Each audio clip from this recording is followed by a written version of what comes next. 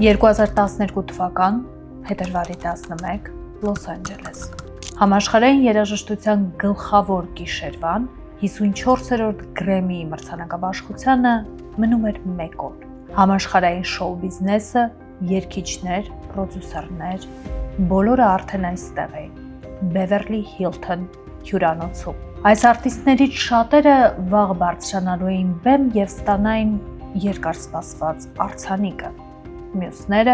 հեռանալու էին ձեռնունայն։ Բայց այս հավաքվածներից ոչ ոք կասկած անգամ չուներ, որ այդ օրերի գլխավոր լուրը հնչելու է ոչ թե բեմից, այլ Բևերլի Հիլթոն հյուրանոցի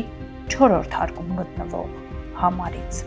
911 փրկարարծառայությունը զանգ է ստանում։ Բևերլի Հիլթոն հյուրանոցից պարամեդիկներ են խնդրում, ասելով, որ համարներից մեկում գտել են 48-ամյա կնոջ,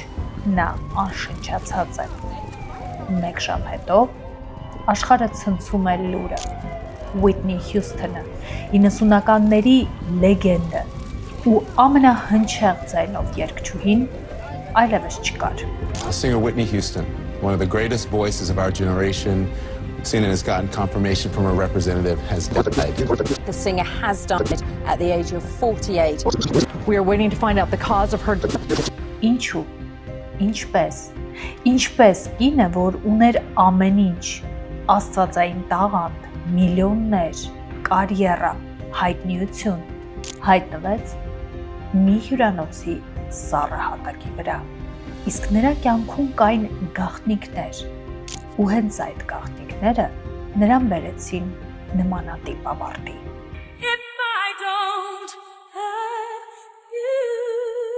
Մենք հայերս անկախ նրանից որտեղ ենք ապրում, ունենք մեկ երազանք՝ տուն գնել հայրենիքում։ Ես եկել եմ Դոմար Realty, որտեղ ունեն լավագույն առաջարկները։ Եկեք ցույց տանք 2 տարբերակ, ավելի բյուջետային, այսինքն որ ավելի մատչելի կլինի իրանց համար, եւ նաեւ մի տարբերակ, որը ճոխ կլինի տեսքով ու գումարը մի քիչ ավել կլինի։ Կարող եմ առաջարկել 5 Towers-ը, որը գտնվում է Վագնի թաղամասի մոտ, ու այնտեղ ընդամենը $1000 ամսական վճարով կարող եք գնել բնակարան, որը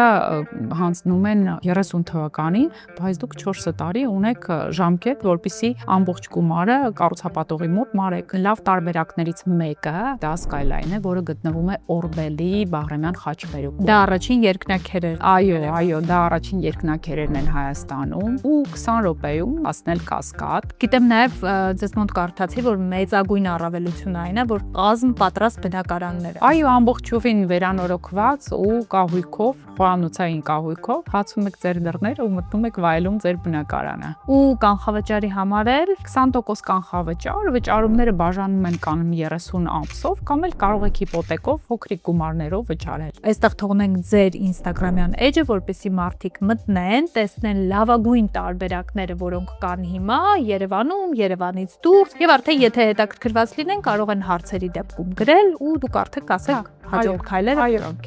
Այո։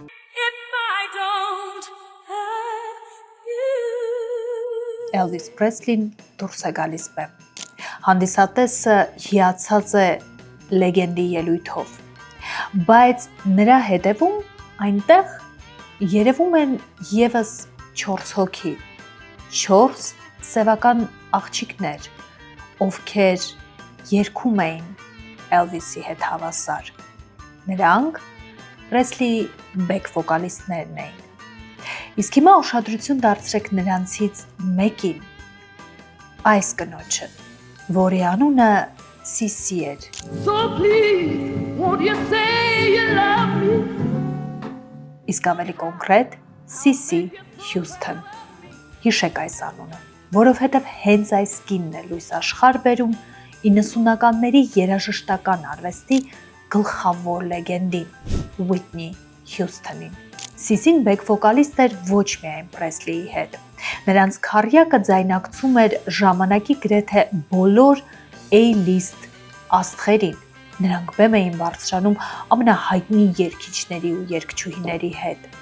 Sissy-ն փայլում էր իր վոկալային տվյալներով, եւ նա անընդմեջ շրջագայությունների մեջ էր, իսկ քանի դեռ Sissy-ն շրջագայում էր եւ փայլում էր բեմերի վրա ժամանակի ամենահայտնի երգիչ երգչուհիների հետ, տանը Նյու Յորք քաղաքում Նրան սպասում էր փոքրիկ դուստրը,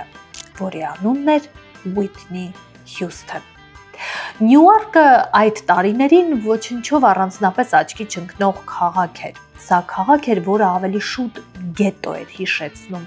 Այն աղքատ էր, վտանգավոր, մռայլ ու երիտասարդությունը այստեղ մեծ հաշվով ոչ մի հետաքրքրություն չուներ, բացի, այսպես ասած, թունավոր նյութերից։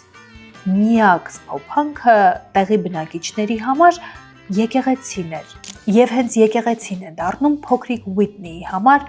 առաջին բեմը։ Սիսի Հյուսթոնը բեք վոկալիստ լինելուց բացի նաև ժամանակ առ ժամանակ երգում էր տեղական եկեղեցում։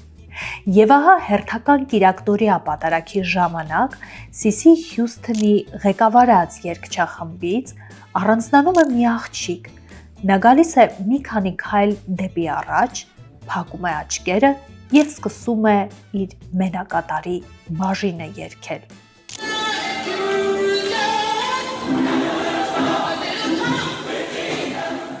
It was a family thing, you know? It was a sense of belonging.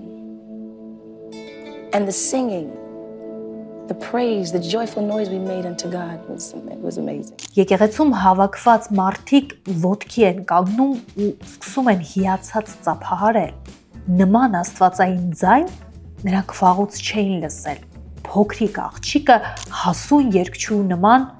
երգում էր բեմի վրա։ Սիսին առաջին մարդն է լինում, ով նկատում է իր աղջիկը ունի բացառիկ ձայն ու բացառիկ բեմական հմայք։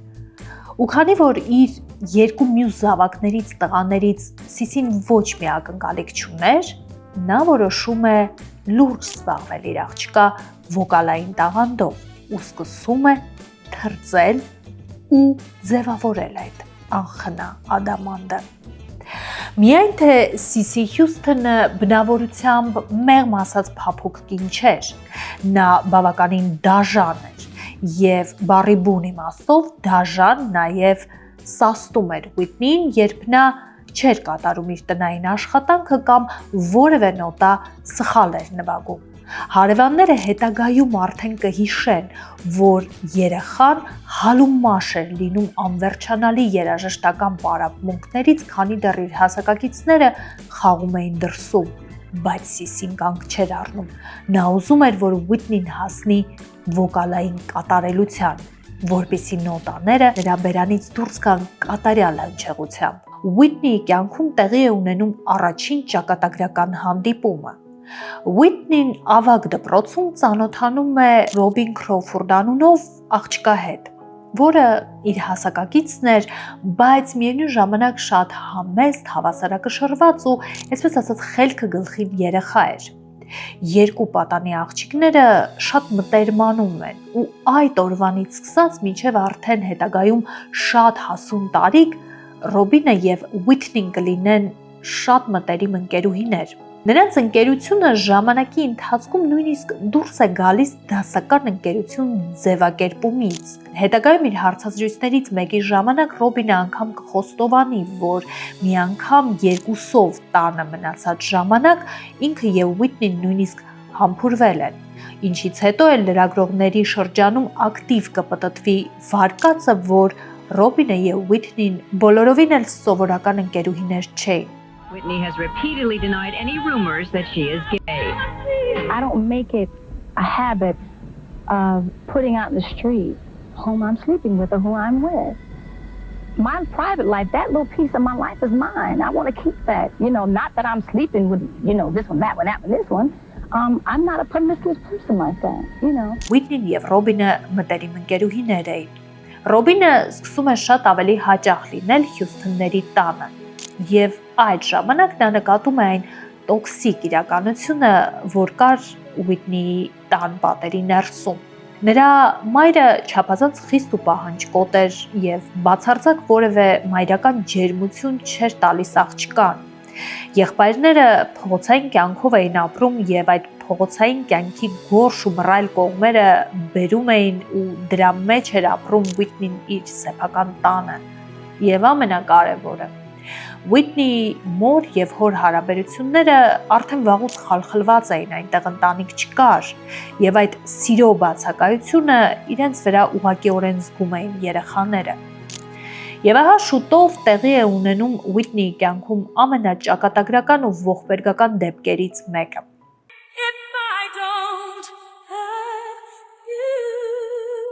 Սիրելի լոսի հայեր, եթե Հայաստանում ապրող ձեր բարեկամներին հաճախ եք նվերներ ուղարկում, ուրեմն առանց այն լավ ծախսվում եք։ Հիմա ասում եմ ձեզ տարբերակ, որպեսզի գումար խնայեք գոնե ծանոցները ուղարկելու վրա։ Օգտվեք Երևան Փոստի ծառայությունից, որովհետև նրանք այսօր ամենաադեկվատ ու լավ գներն են առաջարկում։ Ինքնաթիռով ուղարկելու դեպքում վճարում եք $2.99 1 փաունդի համար, նավով ուղարկելու դեպքում վճարում եք 1 ծանոցի համար, երկրորդ ծանոցը ուղարկում եք անվճար։ Կարող եք ուղարկել մեծ չափսերի ապրանք, նույնիսկ ավտոմեքենա։ Ավտոմեքենայի դեպքում էլ լավ գներ գործում, սեդանի դեպքում վճարում եք $1690, SUV-ի դեպքում $1790։ Գումար կարող եք փոխանցել վճարելով ընդամենը 1% միջնորդավճար, բայց ուշադրություն դա գործում է այն դեպքում, եթե Հայաստանում այդ գումարը ստանում են վերամոտ։ Երևան Փոստի հասցեն հիմա տեսնում եք, իսկ ավելի շատ մանրամասներ եւ գործող զեղչերի մասին իմանալու համար հետևեք նրանց Instagram-ի էջին։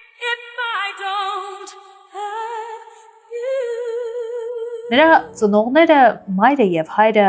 բաժանվում են։ Այս բաժանությունը Whitney-ին չափազանց ծանր է տանում, եւ նա հասկանում է, որ ստեղծված իրադրության մեջ միակ փրկությունը բեմն է ու երաժշտությունը։ Whitney-ն այդ տարիներին նույնիսկ չէր գիտակցում, թե որքան լավն էր նա ու ինչ հիասքանչ ձայն ուներ ու ինչ հիասքանչ հմայք անգամ այն եկեղեցու բեմում։ Ու Ռոբինը հիշում է, որ նույնիսկ մի անգամ հիասքանչ ելույթից հետո, երբ հարցնում է լավ ինչպես ես դու դա անում, Whitney-ն ուղղակի վերցնում է շատ իմիջայլոց իր կողքին դրված աղցանը, սկսում է ուտել եւ ասում է, որ եթե համարը լավ է ստացվել, ուղղակի երգն էր հաջող։ Այսինքն Whitney-ն ինքը չէր հասկանում, թե ինչքան տաղանդավոր է ու ինչպիսի աստվածային շնորհքով է ծնվել։ I would like to think that my style is just basically good music that everybody can listen to and enjoy. I guess that's where I put it. Indescribable feeling, you know, it's like a surge of energy. It's like just taking off and just flying. Բայց ահա ժամանակն անցնում է ու երաժշտությունը արդեն Whitney-ի կյանքի ամենամեծ մասն է կազմում։ Եվ մի անգամ Whitney-ն ու Sissy-ն ունենում են լուրջ խոսակցություն երաժշտության մասին։ Եվ Sissy-ն աղջկան տալիս է կարևոր մի հարց. դու ուզում ես լինել երգչուհի, թե ուզում ես ուղղակի երգել։ Այդ ժամանակ աղջիկը տարբերությունը չի հասկանում։ Ինչն էր տարբերությունը ուղղակի երգելու ու երգչուհի լինելու։ Իսկ Sissy-ն շատ լավ էր հասկանում տարբերությունը, որովհետև նա տարիներ շարունակ ամենահայտնի երգիչների ու երգչուհիների հետ բարձրանում էր բեմ եւ տեսնում էր նրանց կյանքը բեմից դուրս եւ հասկանում էր, թե ինչպես է այդ հսկայական մեքենան շոու բիզնես ասած կոտրում մարդկանց վերջնականապես։ Բայց Whitney-ի կյանքում պարզ էր մի բան, նա այլևս կանգ չէր առնելու։ Նրա համար փառահեղ ճանապարհը դեպի շոու բիզնեսյան տրիումֆ արդեն սկսվել էր։ Առաջին մեծ դեբյուտը Whitney Houston-ը անում է ոչ թե բեմի վրա, այլ տեսախցիկի առաջ։ Նա սկսում է որպես մոդել աշխատել 17 կոչվող ամսագրում եւ հայտնվում է նույնիսկ ամսագրի շապիկին։ Ու հենց այդ ժամանակ նրա երկու իրականությունները բախվում են իրար հետ։ Հերթական անգամ եղբայրների հետ Նյույորքի վտանգավոր փողոցները գնալու եւ թունավոր նյութեր փնտրելու ժամանակ հանդիպած տղաներից մեկը Whitney-ի հետևից գոռում է. «Սպասիր, ես քեզ ոնց որ թե տեսել եմ ամսագրի շապիկին»։ Նրանք եղբոր հետ արագ փախչում են ու հեռանում տեղից, ու հենց այդ ժամանակ Whitney-ն հասկանում է, որ նրա սովորական կյանքին ավարտը եկել է։ Ինքն արդեն դառնում է հայտնի։ Շատ շուտով երիտասարդ, գեղեցիկ ու ամենակարևորը հիասքանչ վոկալով աղջկան նկատում են շոու բիզնեսյան ոլորտի մեծ պրոդյուսերները։ Նրանք ուղղակի հիացած էին եւ վստահ էին, գտել են իսկական ադամանտ։ Միայն թե այդ արտահայտության հետևից գալիս էր մի բառ՝ բայց։ Մի մեծ բայց կար։ Ադամանդը այդ սևական էր։ Իսկ այդ տարիներին սևական արտիստի առաջ մղելը, իսկ ավելին դարձնելը փոփ լեգենդ պարզապես անհնար էր։ Եվ այդ ժամանակ պրոդյուսերները որոշում են դիմել խորամանկ քայլի, որպեսզի աղջիկը կարողանա համաշխարհային մեծության աստղ դառնա, իսկ այդպիսի ախորժակ ունեին նրանք, աղջիկը պետք է հեռու մնա սևականներին հատուկ սոլ երաժշտությունից, եւ նա պետք է երգի դասական փոփ, այնպիսի փոփ երաժշտություն, որը սիրում են միջին վիճակագրական սպիտակ մարդիկ։ Եվ հենց դա էր պատճառը, որ նմանատիպ թեթև փոփ ժանրի երգերով էլ Whitney Houston-ը անում է իր հեռուստատեսային դեբյուտը, որը տեղի է ունենում երեկոյան շոուի ժամանակ։ Աղջիկը դուրս է գալիս բեմ եւ բոլորը ուղղակի քարանում են։ Բոլորը հասկանում էին, որ բեմում աղջիկ է, որ առաջին անգամ է տեսախցիկների ու բազմահազարանոց հեռուստադիտողի խմբի առաջ ելույթ ունենում, բայց նա ելույթ էր ունենում այնպես, կարծես դա անում է որպես պրոֆեսիոնալ արտիստ։ Whitney Houston-ը հենց այդ երեկո ամբողջ Ամերիկային հայտարարեց իր գոյության մասին։ I can't convince time to slow up. 1985 թվական լույս է տեսնում Whitney Houston-ի առաջին ձայնապնակը, եւ սա լինում է իսկական հաղթանակ։ Ձայնապնակը վաճառվում է միլիոններով, սա չլսված հաջողություն է։ Աղջկան սիրում են բոլորը։ Գումարը սկսում է ուղղակի հոսել դեպի Whitney, եւ հենց այդ ժամանակ նրա գլխին հայտնվում են մենեջերներ, պրոդյուսերներ եւ ամբողջ այս համակարգի կենտրոնում իհարկե կանգնում են նրա ծնողները, ովքեր հասկանում են, որ իրենց աղջիկը հիմա ոսկու իսկական հանքի է վերածվել եւ դրանից չափազանց շատ օգտվել է պետք։ Հենց այդ ժամանակ կին եւ ամուսին, որ ժամանակին բաժանվել էին եւ ստրեսի ենթարկել փոքրիկ Whitney-ին, սկսում են հայտնվել հեռուստաշոուների ու պատմել, թե ինչպիսի երջանիկ ընտանիք են իրենք եղել, թե ինչքան երջանիկ ու ամուր ծնողական կապ ունեն իրենց երեխայի հետ։ Առաջին ալբոմին հաջորդում է երկրորդ ալբոմը ու նորից հերթական հաջողություն։ Այս ալբոմը աննախադեպ է լինում։ I Wanna Dance with Somebody երգը հնչում էր բառացիորեն ամեն ընդունիչից։ Whitney Houston-ը դառնում է առաջին կին կատարողը, որի ալբոմը միանգամից մեկնարկում է Ամերիկայի գլխավոր չարտի առաջին հորիզոնականից, այլ ոչ թե հայտնվում է երրորդ, չորրորդ հորիզոնականում ու հետո բարձրանում։ Նա նաև ռեկորդ է սահմանում նրանով, որ միանգամից 7 սինգլ հայտնվում են թոփ չարթերի առաջին հորիզոնականներում եւ պահպանվում են այնտեղ ամիսներ շարունակ։ Նման ռեկորդ դեռևս ոչ ոք չէր սահմանել։ Բայց ահա հենց այդ աննախադեպ հաջողության հետ գալիս է նաև առաջին հարվածը՝ մերժումը։ Whitney Houston-ին սկսում են մերժել հենց իր մարդիկ, սևականները, ովքեր համարում էին, որ Whitney-ն իսկական դավաճան է, որը դավաճանել է իր ինքնությունն ու մշակույթը ուղղակի չոր հաշվարկի ու գումարի դիմաց։ Հոգին վաճառել է սատանային, այսպես ասած։ Whitney Houston, I want to dance with somebody. I don't really know what it's about, but I think that I've got a lot of flack, about I sing too white or I sing white or something like that. I grew up on Soul Train just like every other black kid. Նրան մեղադրում էին, որ ուղղակի հրաժարվել է իրենց հոգուն հարազատ սոլ երաժշտությունից ու հիմար ապուշ փոփ երգեր է երգում գումար աշխատելու համար։ Հերթական անգամ մի համերգի ժամանակ ելույթ ունենալուց հետո սևական հանդիսատեսի մի խումբ ոտքի է կանգնում եւ սկսում է ուղղակի սուլել, ու սա լինում է վերջակետը։ Համերգային բեմից Whitney-ն լացակումած է դուրս գալիս ու փակվում հանդերձարանում եւ ժամերով լաց է լինում։ Ու հենց այդ օրը նա կայացնում է իր կյանքի գլխավորագույն որոշումը։ Նա ասում է, որ այլևս փոփ ապուշ ու թեթև երգեր չի երգելու ու չի գնալու դեմ իր ինքնությանը։ Այս տարիներին Whitney-ի կյանքում տեղի է ունենում նաեւ մեծագույն երաժշտական հաղթանակը՝ առաջին Grammy-ն։ Բեմի վրա կանգնած Whitney շնորհակալություն է հայտնում իր ծնողներին, բայց ամենակարևորը նաև շնորհակալություն է հայտնում Ռոբինին, իր ընկերուհուն,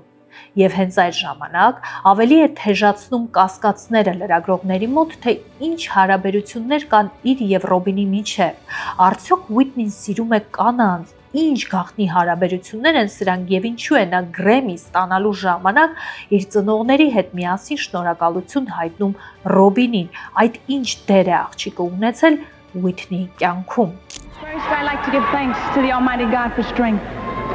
Yeah. To my mom and dad for love and support. To all my family, my brothers and Robin and. Հենց այս ժամանակ տեղի է ունենում Ուիթնի Հյուսթոնի ճակատագրական եւս մի հանդիպում։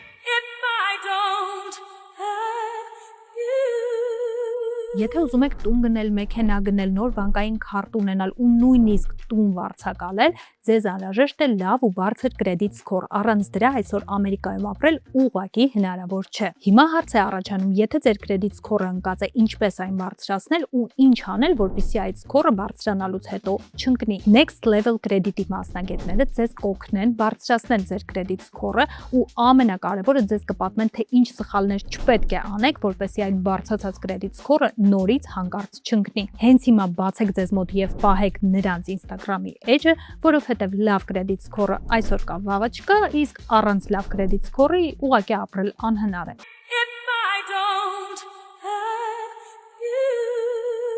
Այս անգամ երաժիշտ Բոբի Բրաունի հետ։ Այս հանդիպումը երկու իրարից կատեգորիկ տարբեր անձերի հանդիպում էր, որովհետեւ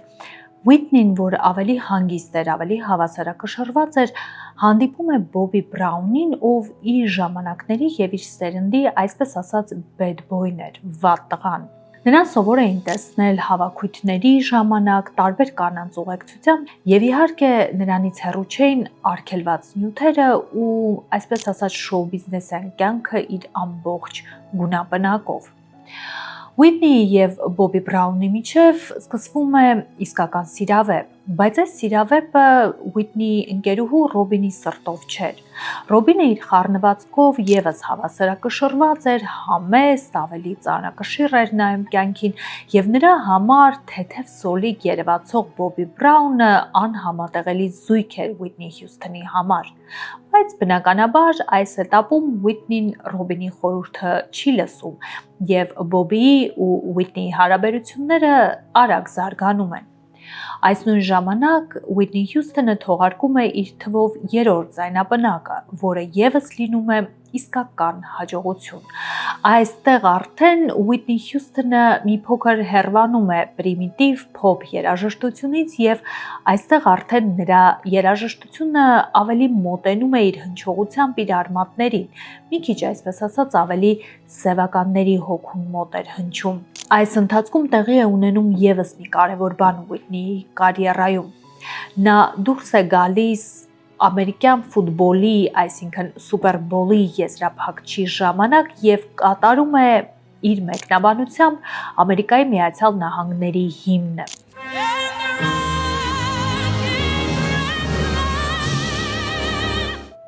Ուիթնի Հյուսթոնի կատարմամբ Ամերիկայի հիմնը այնքան տպավորիչ է դառնում, որ անգամ Սուպեր Բոլից հետո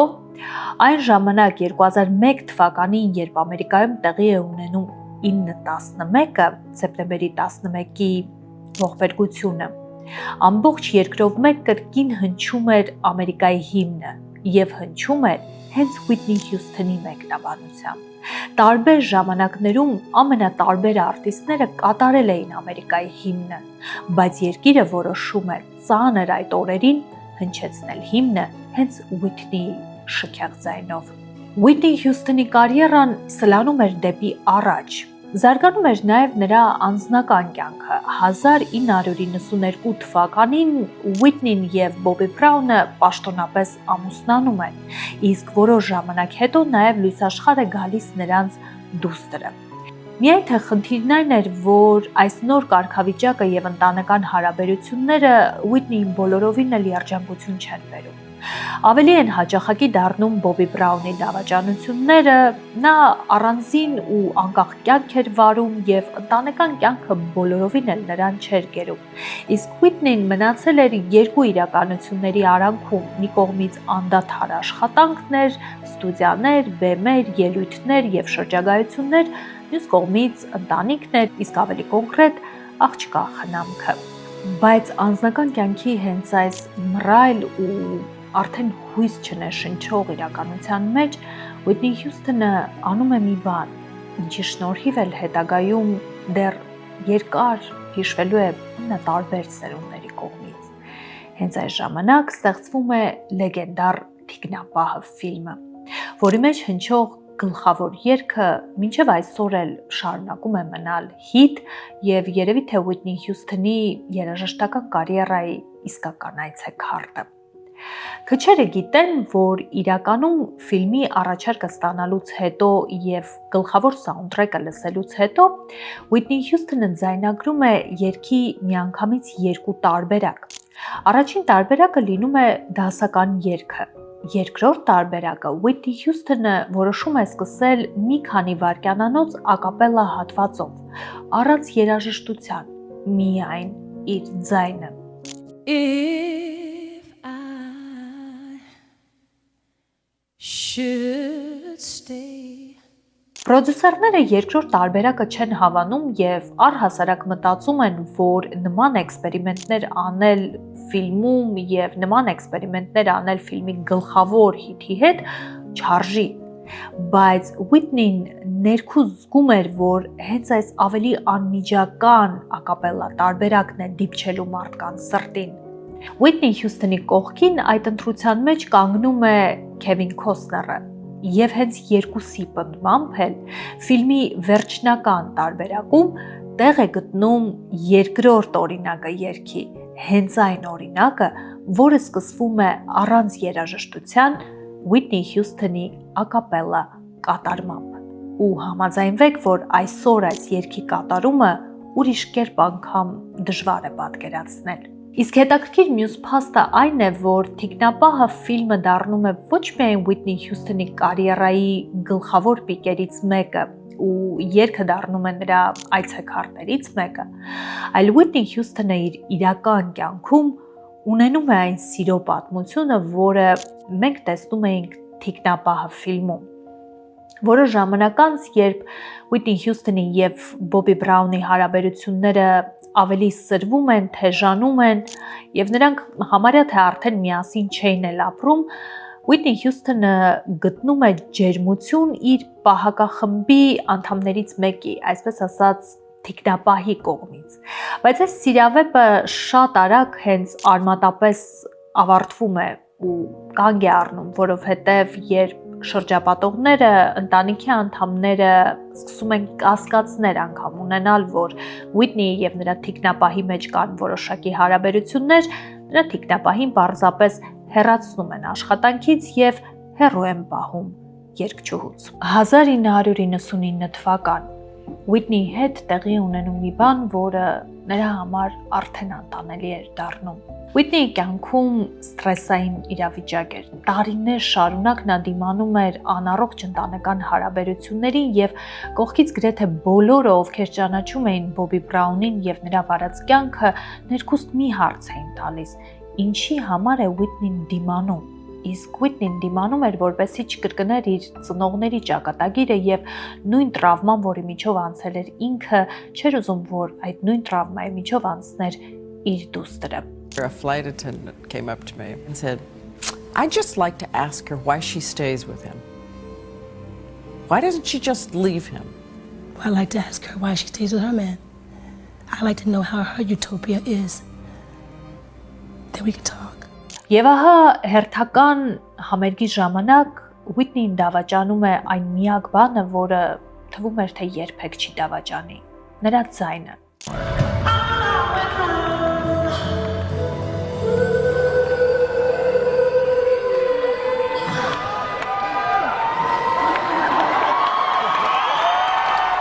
Ուիթնիի ձայնալարերը պարզապես բառի բուն իմաստով հրաժարվում են աշխատել, հրաժարվում են հնչյուն արտաբերել։ Եվ Whitney-ն անում է անհավանական մի բան։ Նա գալիս է բեմի վրա մի քանի քայլ առաջ, փակում է աչքերը եւ երգը տալիս է դահլիճին, որպեսզի դահլիճը երգի նրա փոխարեն։ Եվ այդ տեսարանը Whitney-ի մտքում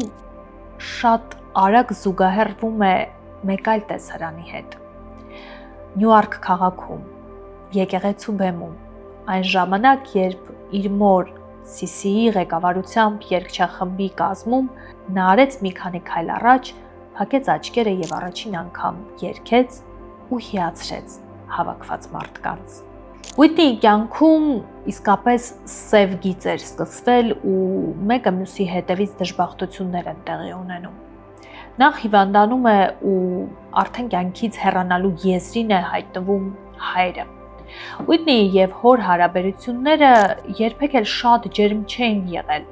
բայց այն պահից սկսած, երբ Whitney-ն գումար էր աշխատում եւ գրեթե ամբողջ եկամուտը կամ գոնե դրա մեծ մասը տալիս էր ծնողներին, թվում էր, թե որ հայրը պետք է որ գնահատեր դստերը, բայց արի ուտես, որ տեղի է ունենում չլսված մի բան։ Կյանքի ու մահվան հետ կռիվ տվող հայրը որոշում է վերջին պահին դատի տալ սեփական աղջկան։ Դատի է տալիս այն բանի համար, որ որոշակի աշխատանքի համար բավականաչափ չի վարձատրվել աղջկա կողմից։ Հետո իհարկե հայրը կյանքից հեռանում է, բայց Whitney-ն դեռ երկար հարցազրույցների ժամանակ ասի, որ իր կյանքում տեսած բոլոր դավաճանություններից եւ հարվածներից երևի թե ամենացավոտը հենց դա էր։ Absolutely. He gave me life. Before all of this, there were years that I can't forget. The bad part about it is that it's about money. And that really sucks. That hurts more than anything. When you think it's the dad who dressed you and walked you down the aisle, what are you thinking? That moment. Whitney-ի կյանքում տեղի է ունենում ամենացավոտ եւս մի բաժանումը։ Բոբի Բրաունի հետ բաժանվելուց հետո Whitney-ի կյանքից հեռանում է նաև նրա մոտ ընկերուհին Ռոբին Քրոուֆորդը, կին, որի հետ նա անցել էր իր կյանքի մեծ հատվածը։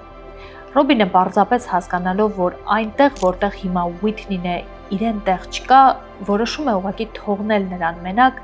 եւ հեռանալ ու գնալ բոլորովին այլ քաղաք ապրելու։ Հարված հարվածի հետևից։ Իսկ վերջակետը դրվում է այն ժամանակ, երբ հերթական Օսկարի արարողության համար Whitney-ն հրավիրված արտիստ էր, բայց լսելով երևի թե որ վերջին շրջանում ստրեսի պատճառով Whitney-ն ուներ ոչ ստաբիլ վոկալային պատրաստվածություն, վերջին պահին Օսկարի կազմակերպիչները որոշում են փոխել արտիստին։ Նման բան չլսված էր։ Սա լինում է Whitney Houston-ի համար վերջին հարվածը։ Եվ նա արդեն հստակ հասկանում էր, իր էպոխան անցել է, իր դարաշրջանը, ինչի համար ինքը մի ամբողջ կյանք է զոհել, արդեն անցյալում է։ Բայց Whitney-ն դեռ շարունակում էր պայքարել իր դստեր համար։ Նա գնում է բուժվելու, ապա քիմվում է, նորից ոտքի է կանգնում, ու թվում է, թե կյանքը նորից կարգավորելու շանս է, հույս է բացվել։ Բայց տեղի ունենում վերջնական հարված։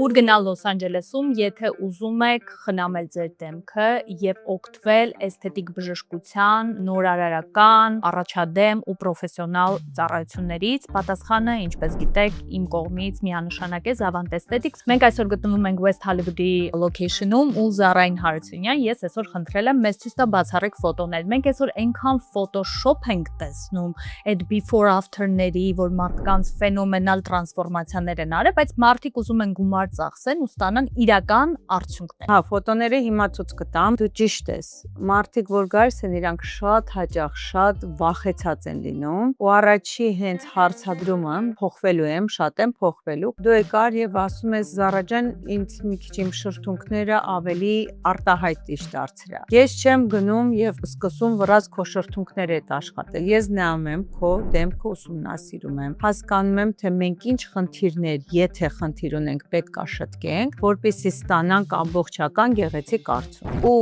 մենք բոլոր նկարների մեջ կնկատենք մի բան, որը մեզ առանձնացնում է բոլորից, որ այդ մարդը չի փոխվել։ Ինքը կամ ավելի ջահել է երևում առաջի իր այցից, նկարից, որը մենք առաջ այցին ենք արել, կամ էլ ուղղակի բնական է, մեծանում ենք, ավելի տարիքը առնում ենք, բայց ավելի խնամված ու մեր ավելի լավ վերսիան ենք։ Մենք այստեղ թողնենք նաև Zavant Aesthetics-ի Instagram-ի էջը, գնացեք, follow արեք, նայեք, որովհետև ամեն ամիս նաև տարբեր պրոցեդուրաների վրա շատ լավ զեղչեր են լինում։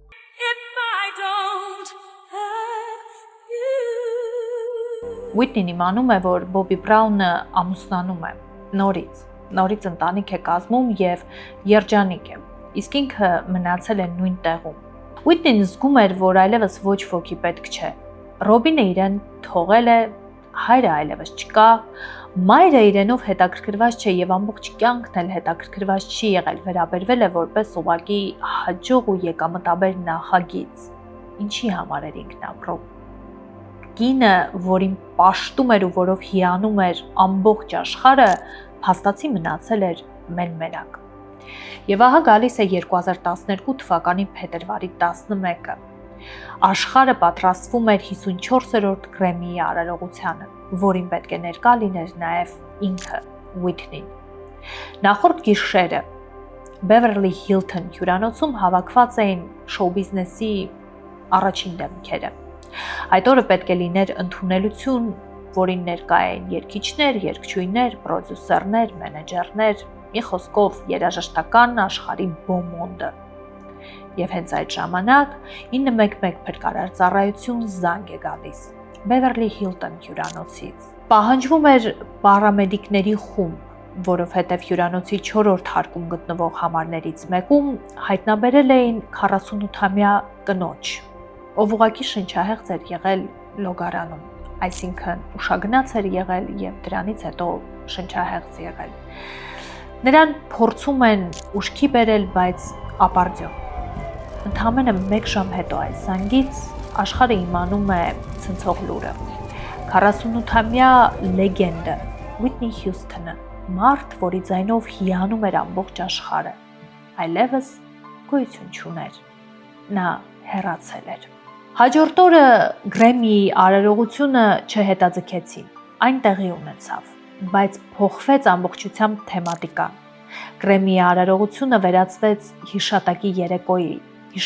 երեկոյի դարաշրջանի տասնամյակների երաժշտական լեգենդի Whitney Houston-ի պատվին։ Լացում էին բոլորը, թե հանդիսատեսը դահլիճում, թե արտիստները բեմում եւ թե հեռուստադիտողը էկրաններից նայող։ I want to say to Whitney up in heaven, we all love you, Whitney Houston.